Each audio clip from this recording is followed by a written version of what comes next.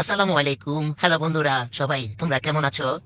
তো আজকে তোমাদের জন্য নতুন একটা রেসিপি নিয়ে আসলাম, সাবু দিয়ে রসমালাই। তো চলুন ভিডিও শুরু করি। তুমি সাবুদানাগুলো রে আমরা পানিতে সুন্দর করে বিছিয়ে নেব। চলুন শুরু করি।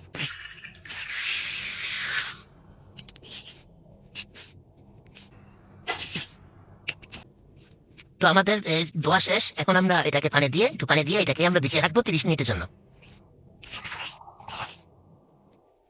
আমরা একটা প্যান চুলায় দিয়ে নেব।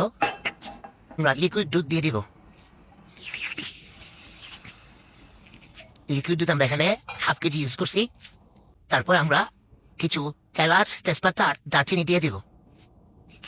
এখন আমরা এটাকে ভালো করে জাল দিয়ে বলক আনবো।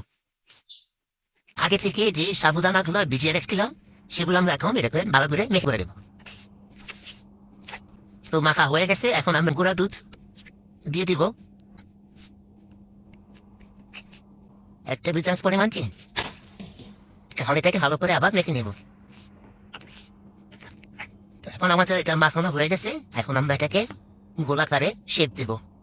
তো আমরা এখন গোলাকার শেপ দেব। তো শেপ দেওয়ার আগে অবশ্যই আমরা হাতে ভালো করে ঘি মেখে নিব, যেন হাতে লেগে না যায়। তো এরপর আমরা এটাকে শেপ দেওয়া শুরু করব। আপনারা চাইলে গোল শেপ করতে পারেন, লম্বা শেপ করতে পারেন, যা যেমন ভালো লাগে। 2 শেপ দিছি, লম্বা আর গোল। আপনারাও চাইলে 2 শেপ করতে পারেন, 1 শেপও করতে পারেন, আপনাদের যার যার পছন্দ মতো। তো আমরা এগুলো এখন দুধের শিরাতে ছেড়ে দেব। তো আমরা এখন এটাকে আর একটু গাঢ় করার জন্য আর মিষ্টির জন্য চিনি সাথে গুঁড়া দুধ মিক্স করে একসাথে দিয়ে দিব।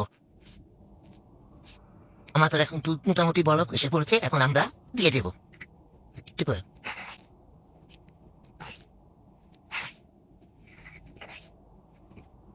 তো আমাদের ওগুলো দেওয়া শেষ। তো আমরা এখন অপেক্ষা করবো এগুলা সিদ্ধ হওয়ার জন্য আর ইয়ার জন্য। তো জাল হতে থাকুক। তো তো মোটামুটি আমাদের সাবুর রসমালাই প্রায় হয়ে গেছে। তো আপনারা দেখবেন যখন বলগুলো ভেসে উঠবে তখনই আপনারা বুঝবেন যে আপনার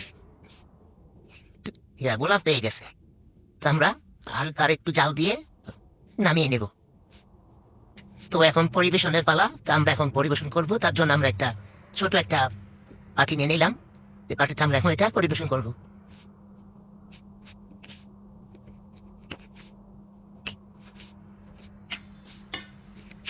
তো আমরা এখন দুধের শিরাগুলা উপরে দিয়ে দিব।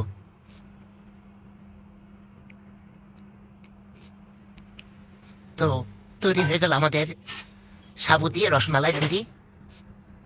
তো যারা যারা ডেজার্ট আইটেম বা মিষ্টি আইটেম পছন্দ করেন তারা ঘরে বসে খুব সহজেই তৈরি করে ইতজনকে খাওয়াতে পারেন। তো ধন্যবাদ সবাইকে। ভালো থাকবেন, সুস্থ থাকবেন, আমাদের সাথেই থাকবেন।